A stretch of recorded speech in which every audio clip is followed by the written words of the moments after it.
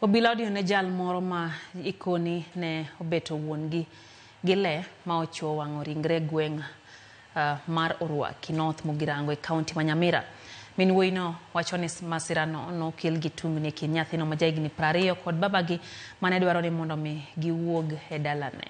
Jodak e alworano bende wacho ni masirano ok en mokwongo koa kuom nyathino ka e dwe mar 2 higani nogoyo owadgi maduong' ma onego. Achijno idine tesend obila ma e Kirenyo ka nonro dhi nyime.